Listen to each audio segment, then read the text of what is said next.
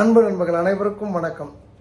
வாழ்க வையகம், வாழ்க வளமுடன். எல்லா புகழும் ஆண்டாளுக்கே. நரசிம்மன் திருவடிகளே சரணம். ஸ்ரீமத்த விஸ்வசித்தாரிய மனோநந்தன ஹேதவே நந்தநந்தன சுந்தரி கோதாய நித்தியமங்கலம். தென்னாடுடைய சிவனை போற்றி, எந்நாட்டிற்கும் இறைவா போற்றி. 3 பொதுவான விஷயங்கள். 1, நாளை சாயங்காலம் 6 மணி அளவிலே 8-8:30 வரைக்கும்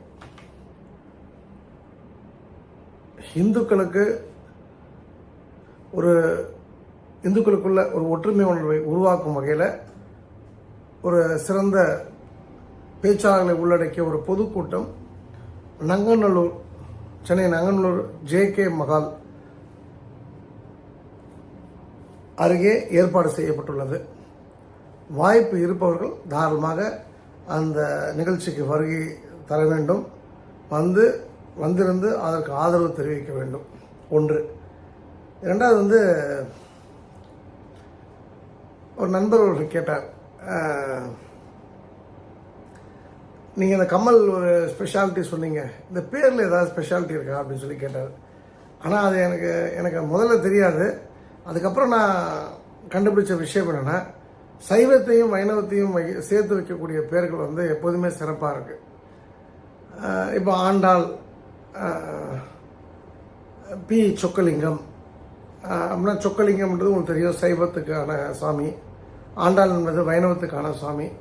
ஸோ சைவத்தையும் வைணவத்தையும் சேர்த்து ஒரு பேர் வைக்கும்போது அது சூப்பர் டூப்பர் ஹிட் ஆகுது அப்படின்றது பின்னால் ஒரு நண்பருடைய தேடுதலில் அவர் எனக்கு சொல்லிக் கொடுத்த விஷயம். என் நண்பர்களில் நிறைய பேர் பேர் கேட்பாங்க.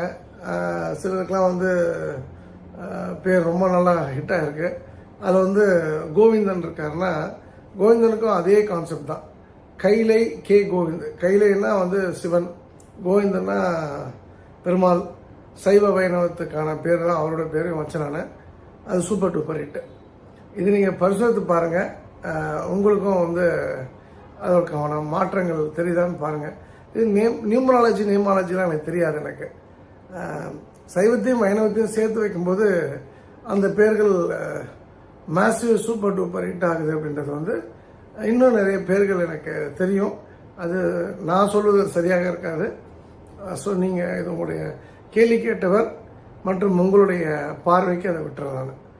3வது விஷயம், இன்னைக்கு ஒரு ரொம்ப நாளுக்கு அப்புறம் எனக்கு ரொம்ப வேண்டப்பட்ட ஒரு பெண், ரொம்ப ஸ்மார்ட்டான நல்ல அருமையான பெண். அவங்க ஒரு வாஸ்து பார்க்கறதுக்காக எனக்கு கூப்பிட்டுருந்தாங்க. நான் ஆக்சுவலாக இன்னைக்கு செம்ம வேலைன்னா செம்ம வேலை. நைட்டு 1 மணி 2 மணி வரைக்கும் வேலை இருக்குது. சரி, அவங்க தவிர்க்க முடியாத ஒரு அழைப்பு. அந்த பெண்ணுக்கு இன்னும் திருமணம் ஆகலை. பெரிய கம்பெனியில் வேலை பார்க்குறாங்க. நல்ல அருமையான ஒரு ஃபேமிலி. அந்த பெண் எங்கள் நண்பர்கள் கொஞ்சம் சொதப்பிட்டதுனால, சார் நீங்களே வந்துருங்க சார், எனக்கு வேறு வழியில் உங்களை விட்டு ஆள் இல்லை, நீங்கள் சப்போர்ட் பண்ணுங்கனால ஐ வெண்ட் தேர். அப்புறம் அவங்களுக்கு என்ன ஹெல்ப்போ நான் பண்ணி கொடுத்துட்டேன். பட்டு வலுக்கட்டாயமாக எனக்கு ஃபீஸ் கொடுத்து, அப்புறம் ட்ரை ஃப்ரூட்ஸ்லாம் கொடுத்து நான் வழி அனுப்பிச்சி வச்சாங்க. அப்புறம் அந்த டிஸ்கஷனில் என்ன நான் உங்களுக்கு சொல்லணும்னா, அவங்கள்ட்ட நான் கேட்டேன், எப்போ தான் கல்யாணம் பண்ணிக்க போகிறீங்க அப்படின்னு சொல்லி கேட்டேன். ரொம்ப ரொம்ப என் மேலே ஒரு அஃபெக்ஷனேட் அண்ட் மரியாதையான பெண். ஒரு ஒரு ஒரு அதாவது ரெஸ்பெக்ட்னா டு த கோர் ரெஸ்பெக்ட். அந்த அந்த அந்த மாதிரி வெகு சிலர் நம்ம சிலர்கிட்ட நெருக்கமாக பழகிட்டோம் அப்படின்னு சொன்னால் ரொம்ப எடுப்பார் கைப்பிள்ளையாக நம்ம டீல் பண்ணக்கூடிய ஆட்களையும் கடந்து வந்திருக்கேன். அதனால் அவங்க டே 1லேருந்து அவங்க அம்மாவாகட்டும் அவங்களாகட்டும் எப்போதுமே ஒரே மரியாதை, ரொம்ப ரெஸ்பெக்ட்ஃபுல்லாக நடத்துவாங்க. அப்போ அவங்க சொன்ன விஷயம் என்னை பேரதிர்ச்சிக்குள்ளாகி ஆக்கிய விஷயமாக நான் பார்க்குறேன். நான் உங்களுக்கு சொல்லாமல் பண்ண மாட்டேன். வி ஆர் இந்த ப்ராசஸ். சரியான வரன் கிடைக்கல அப்படின்னு சொல்லிட்டு, சார் ஏதாவது மேட்ரிமோனியில் பார்த்து ஏதாவது சாஃப்ட்வேர் கிஃப்ட்டுன்னு கூப்பிட்டு பேசி பார்த்தா ஏன்னா அவங்களுக்கு அந்த குழந்தைக்கு அந்த பெண்ணுக்கு அப்பா இல்லை, அவங்க தான் எல்லாமே முன்னெடுத்து பண்ணணும். பேசி பார்த்தா உடனே நம்ம எங்கன்னா ஒரு 4 நாள் வெளியூர் போகலாம், பெங்களூர் போகலாம், இந்த நாட்டுக்கு போகலாம், இந்த ஊருக்கு போகலாம், பேசி பழகுவோம், அதுக்கப்புறம் பிடிச்சிருந்தா கல்யாணம் பண்ணிக்கலாம் அப்படின்னு சொல்லிட்டு. இது பிரியமானவர்கள்னு ஒரு விஜய் அவருடைய படம் வந்தது, சிம்ரன் விஜய், எஸ்பிபி நினைக்கிறேன் அதில் அவங்க அப்பா கேரக்டரு. அதெல்லாம் வந்து நிஜமாயிடுச்சு போல் இருக்கு. பேசி பழகி 5 நாள் கழிச்சு ஒன்றா ஒரு ரூமில் இருந்ததுக்கப்புறம் நம்ம முடிவு எடுத்துக்கலான்னு சொல்லக்கூடிய அளவுக்கு நம்ம சமுதாயம் மாற்றம் அடைந்திருக்கின்றது. வாழ்க வளர்க தமிழ் சமுதாயம். மிக சிறப்பாக இருக்கு. கேட்கும்போது ரொம்ப மகிழ்ச்சியாக இருந்தது. இப்படியே போனோம். இதை போனால் தான் வந்து அதுக்கப்புறம் அதில் வந்து ஒரு படார்னு ஒரு சத்தம் கேட்கும். அதுக்கப்புறம் தான் சுனாமி வந்து எப்படி சில விஷயங்கள் செட்ரேட் ஆனதோ, கொரோனா வந்து சில விஷயங்கள் எப்படி செட்ரேட் ஆனதோ, அதுபோல் நம்ம நம்ம நம்ம மனிதர்கள் சில விஷயங்களை செட்ரேட் பண்ண வேண்டியிருக்கு. அது நடக்கும். காத்திருப்போம், எதிர்பார்த்திருப்போம். ஒரு பெரிய பிரச்சனை வெடித்தால்தான் சமுதாயத்தில் இந்த ஒரு நல்ல மாற்றத்தை நம்ம எதிர்பார்க்க முடியும். ரொம்ப அதிர்ச்சியாக இருந்தது. எனக்கு பதில் சொல்கிறது என்னன்னு தெரியல. நானும் கேஷுவலாக கிட்டேன்னு அது விஜய் படம் மாதிரி இருக்கு அப்படின்னு சொல்லிட்டு நான் பாட்டி வண்டியில் ஏறிட்டேன். அவங்க காரில் வந்தாங்க. அவங்களோட வேலையை பார்க்க போயிட்டாங்க. பட் ஆனால் எனக்கு அது வந்து ரொம்ப பெரிய அழுத்தத்தோட ஒரு பெரிய அழுத்தத்தை உருவாக்கின ஒரு விஷயமா இருந்துச்சு. நாளைக்கு மீட்டிங் இருக்கு, நாளைக்கு பேக் டு பேக் மீட்டிங்ஸு. நான் ஒரு 12-13 நாள் சென்னையில் இல்லை, எக்ஸ்ட்ரீம் ஒர்க் இருக்கு. ஆனால் இது ஒரு அழுத்தம் வந்து மனசுக்குள்ள ஒரு பெரிய பாரமாக இருக்கின்றது. இது எதனால் இது ஏற்பட்டது, எதனால் இது போல விஷயங்கள்லாம் பேசப்படுது, கொஞ்சம் என்னை விட கொஞ்சம் விவரம் தெரிந்தவர்கள் கொஞ்சம் சொன்னீங்கன்னா அதை அனலைஸ் பண்ணுவதற்கு ஒரு வாய்ப்பாக நான் எடுத்துப்பேன். அண்டு ஜென்ரலான விஷயத்தை பொறுத்த வரைக்கும் அந்த வாஸ்து கிளாஸ் திரு மனோகர் அவருக்கு சின்ன எனக்கு மிஸ் அண்டர்ஸ்டாண்டிங் இருந்தது. எனக்கு அவர் மேலே வருத்தம் அது உண்டு. அது நேற்று இருந்தது, இன்றைக்கி இருக்கும், நாளைக்கும் இருக்கும். காரணம் என்ன, அவர் சரியாக புரிஞ்சுக்கல. இன்ஃபேக்ட் அவர்லாம் என் கூட ட்ராவல் பண்ணவர், அது புரிஞ்சிக்காம சில விஷயங்களை முன்னெடுத்தால் சம்பவம். நான் வந்து சொல்லிட்டேன், நான் என்னப்பா நான் இந்த ரூட்டில் போயிட்டேன். நான் வந்து ஆல்மோஸ்ட் வந்து பாலிடிக்ஸில் இல்லை, ஆனால் பாலிடிக்ஸை ஒட்டின ஒரு லைனில் தான் போயிட்டுருக்கேன். நான் அரசியலுக்கு வரப்போதில்லை, அரசியலுக்கு எனக்கு சம்மந்தம் இல்லை. ஆனால் யார் அரசாள வேண்டும் என்று தீர்மானிக்கக்கூடிய விஷயத்திற்கு நான் ஒரு காரணமாக இருப்பேன். அதுக்கான வேலைகள், அதற்கான விஷயங்களை நான் முன்னெடுத்திருக்கிறேன். அப்போ எனக்கு இதுதான் விஷயம், நான் இப்படி தான் போயிட்டுருக்கேன். நீங்கள்லாம் வந்து உங்களுக்குள்ளே பிரித்து கரெக்டாக பண்ணீங்க அப்படின்னு சொல்லிட்டு முந்தானத்து கூட திருச்சியில் வந்து அவரை பார்த்து சந்தித்த போது இந்த விஷயத்தை அவரை வலியுறுத்தினேன். ஸோ அந்த வகையில் அவரை 2-3 பேர் வந்து கார்னர் பண்ணியிருக்காங்க. சாரை விட்டு போயிட்டு நான் போக வேண்டியதானே, எதுக்கு திரும்ப வந்தேன்னு சொல்லிட்டு. அது தவறு. அது வந்து ஒரு ஒரு குடும்பம், ஒரு புருஷன் முன்னாடிக்குள்ளே சண்டை அப்படின்னா உடனே டைவர்ஸ் வாங்கி கொடுத்துருவீங்களா? இதை போதும், ஐயோ உன் புருஷன் திட்டான், உன் பொண்டாட்டி திட்டான், என் முன்னாடியே இப்படி பேசுகிறாள் அப்படின்னு சொல்லிட்டு ஒரே நாளில் டைவர்ஸ் வாங்கினீங்கன்னா இந்த சண்டையை பார்த்தினா, அப்போ இந்த தமிழ்நாட்டில் யாரும் புருஷன் பொண்டாட்டியோட இருக்க முடியாது. ஸோ அதனால் அந்த விஷயத்துக்குள்ளே தேவையில்லாமல் யாரும் அவரை டிஸ்டர்ப் பண்ண வேண்டாம். இட்ஸ் அ ஃபேமிலி ஃபைட், அவ்வளோதான். ஏன்னா நான் அந்த டொமைனில் கிடையாது. நான் கிளாஸ் எடுக்க போகிறதில்ல, வாஸ்துன்ற இது இப்போ அந்த சப்ஜெக்டுக்குள்ளே போக போகிறதில்ல. நான் இது நல்ல நாள் பார்த்துட்ருக்கேன். இப்போ நான் வந்து ஒரு 20 days வந்து ஹாஸ்பிட்டலில் ஒரு நேச்சுரோபதி ட்ரீட்மெண்ட்டுக்கு போயிட்டு வந்தேன்னா அதுக்கப்புறம் அப்படியே பெயில் அவுட் ஆகிடுவேன் அந்த சப்ஜெக்டில் இருந்து. பட் இருந்தாலும் எனக்கு தெரிஞ்ச விஷயங்கள், வாஸ்து அல்லாமல் தெரிஞ்ச விஷயங்களை வந்து வரக்கூடிய நண்பர்களுக்கு சொல்லிக் கொடுக்கணும் ஆசை. அதுக்கு நான் கிட்டத்தட்ட 54 பேர் ரிஜிஸ்டர் பண்ணியிருக்காங்க. அது அவங்க சூஸ் பண்ணுறேன்னு சொல்லியிருக்காங்க, பெஸ்ட் ஆஃப் பெஸ்ட்டை. ஸோ அவங்களுக்கு வந்து நான் 7th April வந்து ஒரு half day கிளாஸ் எடுப்பேன். அவங்களுடைய ஃபைனல் டேவும் நான் கிளாஸ் எடுப்பேன். நம்பர் வந்து அதில் சப்போஸ் இந்த கிளாஸில் நீங்கள் பார்ட்டிசிபேட் பண்ணோம்னா 9442636363 9442636363 நம்பருக்கு தொடர்பு கொள்ளவும். அதே போல் நம்முடைய திருமிச்சூர் லலிதாம்பிகைக்கு வெள்ளி தேருக்கு வெள்ளி கொடுக்கணும்னா 7200 569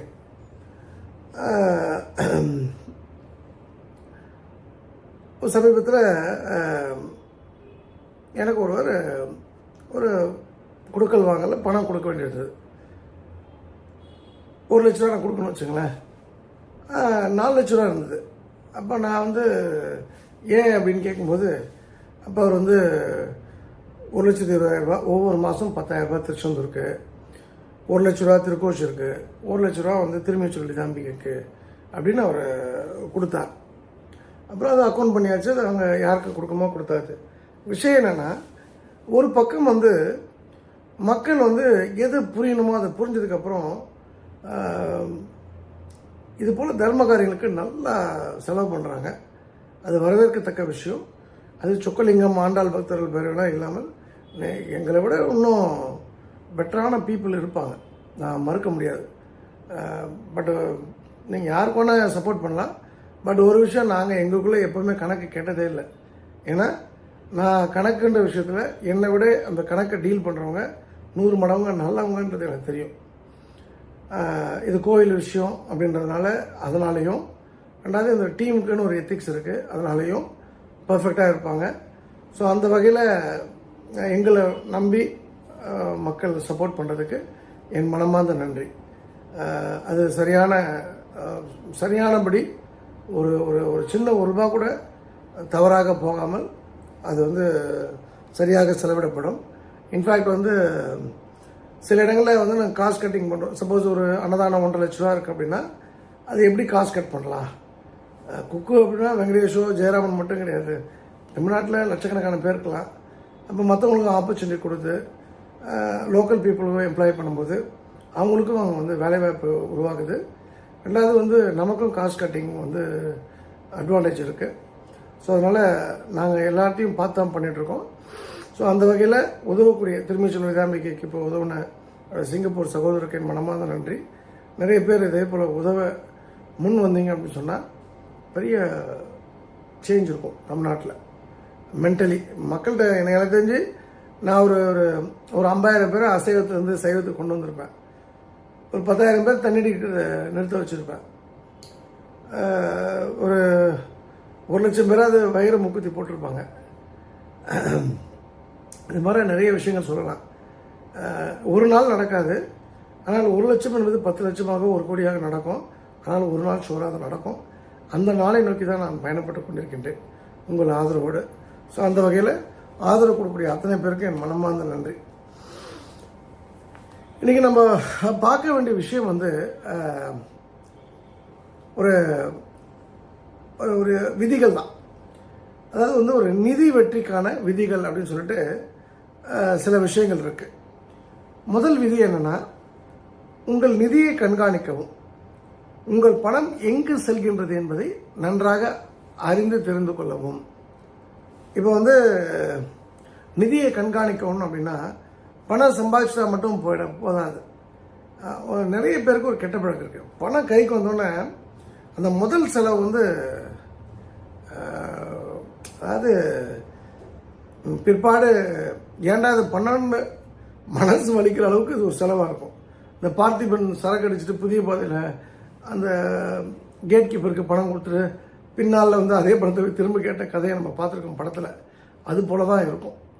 இன்ஃபேக்ட் இந்த ஃபோர்டு கதையை பொறுத்த வரைக்கும் ஒரு ஒரு விஷயம் சொல்லுவாங்க, ஒரு ஃபோர்டு வாங்குங்கள் மீதியை சேமியுங்கள் அப்படின்னு எழுதப்பட்டிருந்த அவங்க நிறுவனத்துக்கான வாசகம் ஹென்ரி ஃபோர்டுக்கு பெரிய திருப்தி தரல. தன் மேஜர்லேருந்து இந்த பென்சிலை எடுத்து ஒரே ஒரு சொல்லை தான் மாற்றுவார். அது என்ன மாற்றுவார்னா, ஒரு ஃபோர்டு வாங்குங்கள் மீதியை செலவழியுங்கள். அவருக்கு மக்கள் மனசு தெரியும், அவர்களது தேவைகள் புரியும். அதனால் வெகு அனாயாசமாக தொழில் உச்சத்தை அவர் தொட்டார். நல்லா புரிஞ்சுங்க, முதல்ல எழுதப்பட்டிருந்தது ஒரு ஃபோர்டு வாங்குங்கள் மீதியை சேமியுங்கள். இவர் என்னென்னா சொன்னார்னா, ஒரு ஃபோர்டு வாங்குங்கள் மீதியை செலவழியுங்கள். அப்படின்னா வந்து அது வந்து இன்வெஸ்ட்மெண்ட் அப்படின்ற ஒரு நோக்கத்தில் அந்த விஷயத்தை அவர் அந்த அட்வர்டைஸ்மெண்ட்டை ஃப்ரேம் பண்ணியிருப்பார். அப்போ நாமும் வந்து ஒரு விஷயத்தில் தெளிவாக இருப்போம். நம்முடைய நிதியை பொறுத்த வரைக்கும் நம்ம சம்பாதிக்கிறத விட அது எங்கே போகுது அப்படின்றதுல நம்ம தெளிவாக இருக்கணும். நம்ம அதில் நம்ம தவற விட்டோம் அப்படின்னு சொன்னால் நம்ம எவ்வளோ சம்பாதிச்சாலும் பிரயோஜனம் கிடையாது. பொதுவாக ஆடம்பரத்தை தாமதப்படுத்துங்கள். முதலில் இருந்து செல்வத்தை உருவாக்குங்கள், பின்னர் விளையாடுங்கள். ஆடம்பரத்தை தாமதப்படுத்துங்கள் அப்படின்னா, உதாரணத்துக்கு என்னுடைய வாடிக்கையாளர் திருச்சியிலேருந்து ஒருத்தங்க கேட்டாங்க, சார் நான் கார் வாங்க போகிறேன்னு, உங்களுக்கான காருக்கான அவசியம் என்னன்னு. இந்த கோயிலுக்கு போகிறேன். அவங்க வந்து ஒரு அரசு பள்ளி ஆசிரியை. ஆப்வியஸ்லி வந்து நீங்கள் டிரைவர் போட்டு டெய்லி ஸ்கூலுக்கு அதில் போகிறதில்ல. மாதத்தில் ஒரு நாள் இல்லை 2 நாள் அவங்க லீவுன்றதே பெரிய விஷயம்.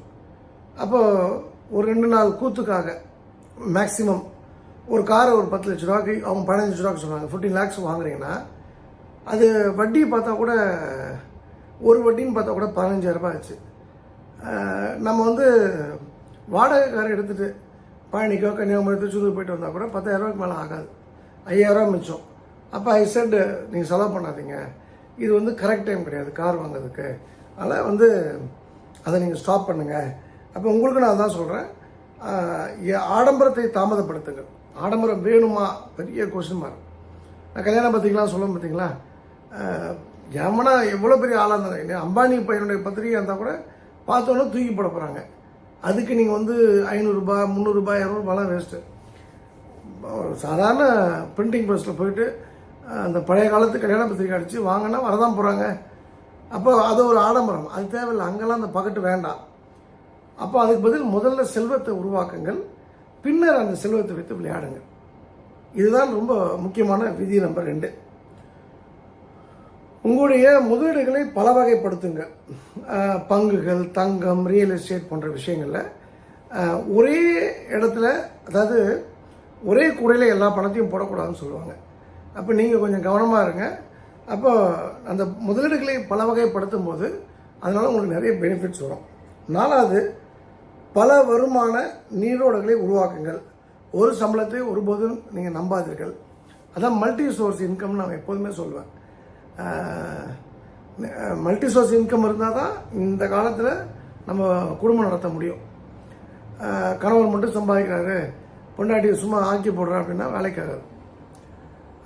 இப்போ எனக்கு மல்டி சோர்ஸ் இன்கம் உண்டு. சிலருக்கு வந்து சிங்கிள் சோர்ஸ் இன்கம் தான். அப்படின்னும்போது அந்த சிங்கிள் சோர்ஸ் இன்கம்மை வந்து மல்டி சோர்ஸ் இன்கமாக மாற்றுவதற்கு என்ன பண்ணலாம் அப்படின்றது யோசிங்க. அது வந்து உங்களுடைய பேண்ட்வித் என்னன்னு தெரியாது. அதை பேஸ் பண்ணி அந்த சப்ஜெக்டுக்குள்ளே போய் சப்ஜெக்ட் மேட்டர் ஸ்பெஷலிஸ்டாக மாறி பணம் பண்ணுறதுக்கு வழி பாருங்க. இதுக்கு அடுத்ததாக, திறமையில் தேர்ச்சி பெறுங்கள். அதிக வருமானம் பெறும் திறன்கள் அதுதான் நமக்கு வந்து மணி சுதந்திரத்தை கொடுக்கும். இப்போ எனக்கு வந்து உதாரணத்துக்கு எனக்கு தங்க நகை செய்யக்கூடிய வேலை நான் பார்ட் டைம் பண்ணுறேன், அதை போய் கற்றுக்குறேன்னா கற்றுக்குங்க. பார்ட் டைம் பண்ணிங்களா பண்ணுங்கள். நான் வந்து படிச்சுட்டு சும்மா இருக்கேன், ஒரு சாயந்தரம் ஒரு 5 hours மட்டும் வேலைக்கு ஒரு இடத்துல வேலைக்கு போய்ட்டுருக்கேன். அப்போ மிச்சம் காலையில் தான் என்ன பண்ணுவேன், நான் டிரைவிங் தெரியும், இப்போ ஒரு கால் டிரைவராக இருங்க, ஒரு ஒரு பர்மனன்ட் டிரைவராக கூட இருக்கலாம், ஸ்கூல் பிக்கப் ட்ராப்பு. அதாவது எப்படி நம்மளுடைய கனெக்டிவிட்டியை பணமாக்கணுமோ ஆக்குங்க. அதுதான் வந்து புத்திசாலித்தனமான விஷயமா இருக்கும். ஸோ அதுக்கு மிக முக்கியமானது திறமை. ஸோ திறமையில் தேர்ச்சி என்பது ரொம்ப முக்கியம். கார் ஓட்ட தெரியாமல் நான் கார் டிரைவிங் போகிறேன், நான் எனக்கு கார் ஓட்ட கொடுங்க, நான் டிரைவராக வரேன்னு சொல்ல முடியாது இல்லையா. அப்போ நீங்கள் டிரைவர் வேலைக்கு போனால் டிரைவிங் கற்றுக்கணும், அது ஒரு திறமை. ஸோ இது போல் எங்கெல்லாம் நீங்கள் கற்றுக்க முடியும். இன்றைக்கி ஹிந்தி கிளாஸ்க்கு வந்து பெரிய டிமாண்ட் இருக்குது, இந்திய டியூஷன் மிஸ்ஸுக்கு. பரதநாட்டியத்துக்கு பெரிய டிமாண்ட் இருக்குது, மியூசிக்கு பெரிய டிமாண்ட் இருக்குது. எனக்கு தெரிஞ்சவங்களாம் அமெரிக்காவுக்கு மியூசிக் கிளாஸ் எடுத்துகிட்டு இருக்காங்க. So it is all up to you. So ஒரு அதே போல் இதுக்கு அடுத்ததாக வழிகாட்டுகளை கண்டுபிடியுங்கள். உங்களுக்கு முன்னால் இருப்பவர்களிடமிருந்து கற்றுக்கொள்ளுங்கள். நமக்கு கைட்ஸ் வேணும். நமக்கு யாராவது சொல்கிறாங்க, இப்போ நான் வந்து ஒரு சாம் ஃபிஷ்னு ஒரு ஒரு ஒரு கம்பெனியை வந்து உருவாக்கினேன். என் கம்பெனி இல்லை, திருமதி பிரியா அவங்களுடைய கம்பெனி. அவங்க எண்ணூரில் சாதாரண ஒரு மீனவ சமுதாயத்தை சேர்ந்த ஒரு ரொம்ப சென்சிபிளான ஃபேமிலி, ரொம்ப ரிலையபிளான பீப்புள். அவங்க வந்து எப்போதும் பண்ணக்கூடிய எல்லா வேலையும் எல்லாருமே பண்ணுற மாதிரி பண்ணாமல் நான் சொன்ன ஐடியாவை எடுத்துக்கிட்டாங்க. அது இந்த மேபி வீக்கெண்ட்ஸில் அவங்க மீன் சப்ளை பண்ணுறாங்க. அது 10 கிலோ 20 கிலோ 30 கிலோ இருக்கலாம். ஆனால் அது 1000 கிலோவாக மாறும், அது 10,000 கிலோவாக மாறும். அந்த நாள் வெகு தொலைவில் இல்லை. அது வந்து கொஞ்சம் பொறுமை வேணும். அப்போ இந்த இடத்துல நான் கைட் பண்ணுறேன். இப்போ நான் சொல்கிறேன், ஜே டூரிசம்னு ஒரு கான்செப்டை க்ரியேட் பண்ணேன். இப்போ 60 பேர் காசி போகிறாங்க பை ஃப்ளைட்டு.